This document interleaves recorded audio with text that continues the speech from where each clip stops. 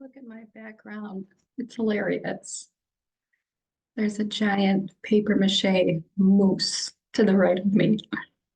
I am working out of a co-working situation, which has been just a gift. I randomly met these people and they have just been awesome. But they rent space out of a art gallery. And so in the basement, I can rent out private space and they have all their stored artwork down here. So the past exhibit, they had a paper mache moose on the wall and they don't know what the heck to do with it. So there it is, right on the side. I love it. Okay, so I am just playing around today. What I figured is while I learn information about the Somatic EMDR program and I learn more and more about the brain, the best way to learn is to teach. And so I am going to teach different aspects of neurophysiology, which when I was a physiology major was totally my favorite class. I loved neurophysiology.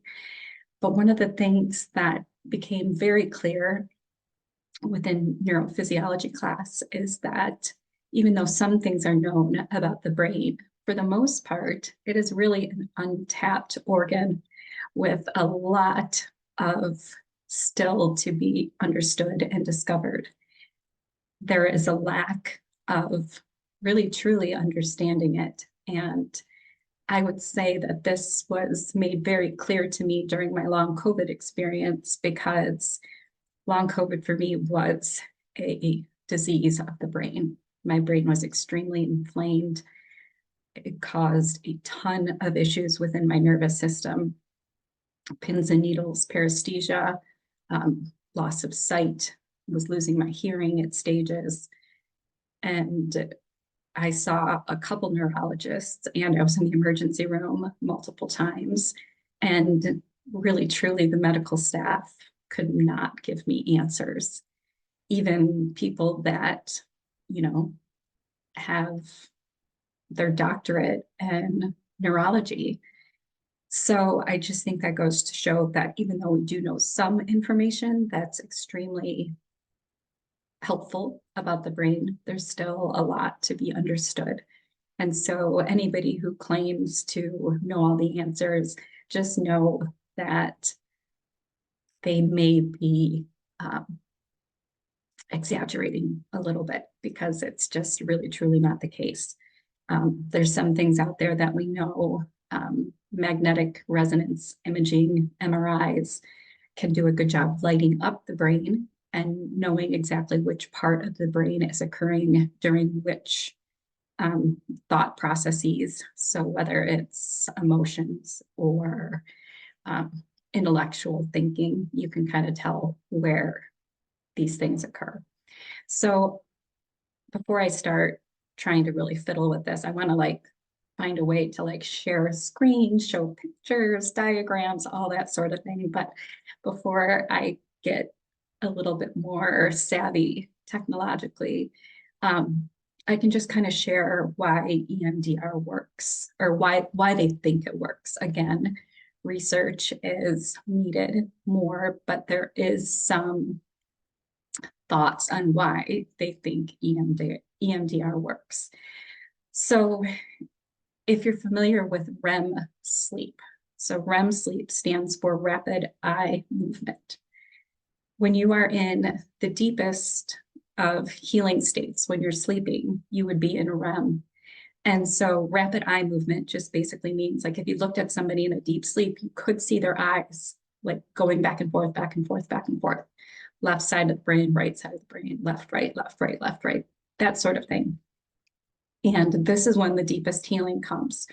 You metabolize your day, you, let's see, yeah, you kind of process your day, you metabolize your day, you heal and balance your brain chemistry is balancing too within the evening when you're in these deep states of sleep. So now you take EMDR, which stands for eye movement desensitization and reprocessing. It's a mouthful. You're basically taking this premise of REM sleep, which now you are bringing into an awake state. And so the practitioner is either going to use their fingers, and that person is going to just with their eyes look right, left, right, left. Their head doesn't move, but their eyes do. And when you're doing that, you are thinking about a past event that may be disturbing, and you're reprocessing that event.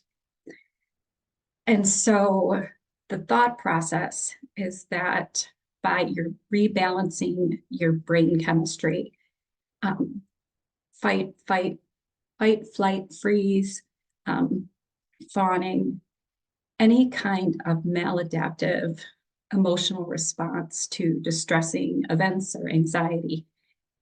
The part of the brain that lights up when this occurs is in the amygdala. So that's in your limbic center.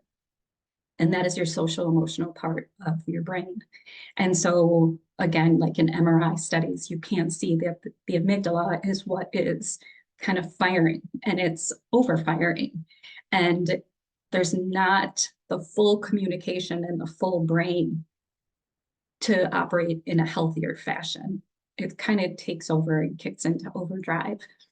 So the thought process is that by reprocessing and looking at these emotions and distressing events and going right, left, and crossing that midline, that you are able to kind of dislodge the overactivation within the amygdala and allow other parts of the brain to come into play.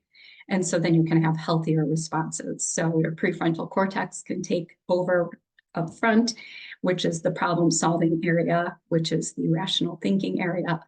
And you can start to not be so impacted by past events. You can decrease the emotional charge that you may have tied to something that occurred to you in your past. And EMDR can be used for anything. I mean, not everything. I would say, never say everything. It's definitely not going to get rid of a broken arm or something like that, but it can help you with so many things. It can help you find more joy in life. It can help you be more productive. It can help you with stage performance anxiety. It can help you with, I don't know, maybe you got bullied in school or something like that. Could help with releasing that feeling that maybe you're going to get bullied or teased or something like that. Just the options for EMDR are just endless, and it's just super powerful. So,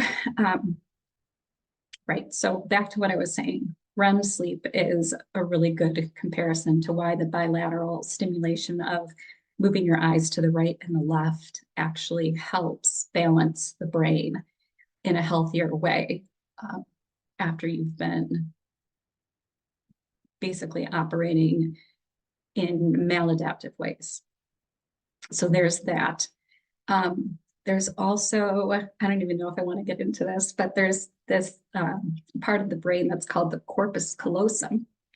Say that a couple times fast. And while it has a very fun name, it also has a very important part, that it is the bridge from the right brain to the left brain. It's kind of like the travel center that connects the two.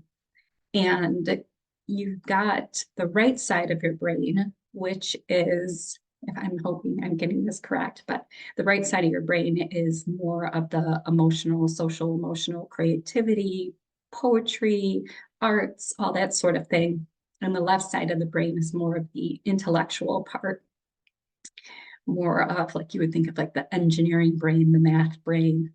And it's really important that you have these two parts in balance and integrated, because you can be overly one or the other. So you could be overly emotional, and you're not bringing in that, logical thinking. Or you can go the other way and you can be overly intellectualizing of things. And this can pose as a defense mechanism too. And it can really narrow your focus where you're not able to see basically the forest through the trees and see like the whole picture. So both ways, if out of balance, are not going to be the best, healthiest way to operate. So again, this bilateral stimulation helps with complete brain integration to balance those two sides of the brain. So that was a lot, and I hope it was educational for you. I am just really loving this material. It is just something I find fascinating. I've always found the brain fascinating.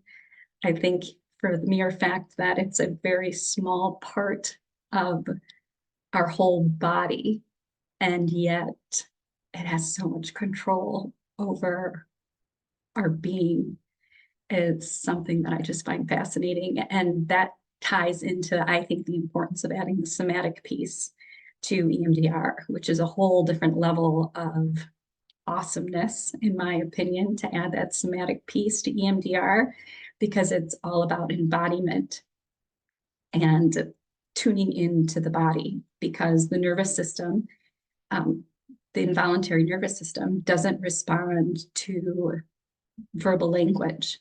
If I'm in, let's say I'm in church and I know we're about to shake people's hands, my hands start to sweat because I get nervous, because I'm thinking, oh my gosh, I don't want my hands to be sweaty. And then that, of course, causes my hands to be sweaty. But I can't verbally talk myself into not having sweating hands. I can't say hands just don't sweat.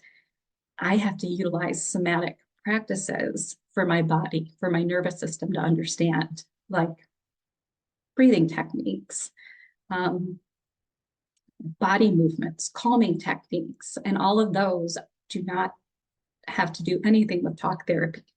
So adding that element of somatics to EMDR is it just takes it to a whole nother level of healing. So I'm going to end there. Hopefully you stuck around. It was kind of a longer chat, and I know people's attention this day and age is way limited, but mine included. But I hope you got something out of my talk. I look forward to working with people to learn more about EMDR and somatics, and just traverse this learning or healing journey with others. It would be my honor to help you and support you on your healing journey. Other than that, I don't think I've got anything else to say. Hopefully I'll get a little bit more tech savvy. That is just not my jam, but I just have to keep learning, and that's the plan. So thanks. Ask questions, make comments below, reach out. I'd love to hear from you. Thanks. Bye.